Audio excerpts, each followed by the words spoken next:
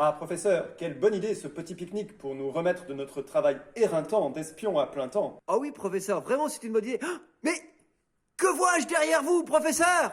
Ha ha ha! Je suis Destruction Man et je vais tous vous réduire à néant! Oh, mais il est énorme! Ah, professeur, ce monstre est 10 fois trop grand. Il faudrait que notre vaisseau soit 10 fois plus grand pour en venir à bout. Aidez-nous! Ouais, bon, si le vaisseau est 10 fois plus grand, on a intérêt de faire le plein avant, hein. Sinon ça va nous coûter une blinde en essence. Bah non, ça va nous coûter juste 10 fois plus cher, c'est tout. Attention!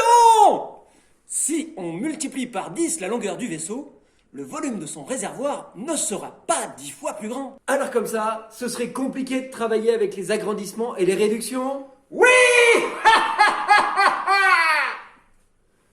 N'importe quoi! On n'est pas des Playmobil! Et oui, il ne faut pas croire que c'est parce qu'on va multiplier les longueurs d'un objet par 10 que son volume va aussi être multiplié par 10. Alors, si j'agrandis mon vaisseau 10 fois, le volume de son réservoir, il est pas multiplié par 10. Et non! Oh, bah oui. Par exemple, si on part d'un cube d'arête 3 cm et qu'on multiplie ses arêtes par 10, on obtient un plus grand cube d'arête 30 cm. Le volume du petit cube, il est égal à 3 fois 3 fois 3, soit 27 cm3. Ah oui, et le volume du grand cube, c'est 30 fois 30 fois 30, ce qui fait 27 000 cm3. Ah ben ouais, 1000 fois plus que 27. Évidemment, puisque chaque longueur a été multipliée par 10. Le résultat sera multiplié par 10 au cube, c'est-à-dire 1000. Et alors ça marche tout le temps. Par exemple, si je multiplie chaque longueur par 12, Le volume, il sera multiplié par 12 au cube. Et si tu multiplies chaque longueur par 7, le volume sera multiplié par 7 au cube.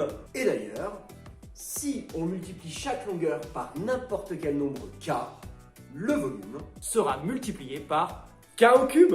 Ah bah dis donc, on a bien fait de faire le plein avant, ça nous aurait coûté 1000 fois plus cher. Ah ouais mais attends, moi je devais repeindre mon vaisseau. Ça veut dire que maintenant qu'il a été agrandi, j'ai une surface 1000 fois plus grande à peindre. Délire. Et oui, si on calcule l'aire d'une face du petit cube, on ne multiplie que deux longueurs. 3 fois 3, 9 cm². Alors que l'aire du grand carré se calcule en faisant 30 fois 30, 900 cm².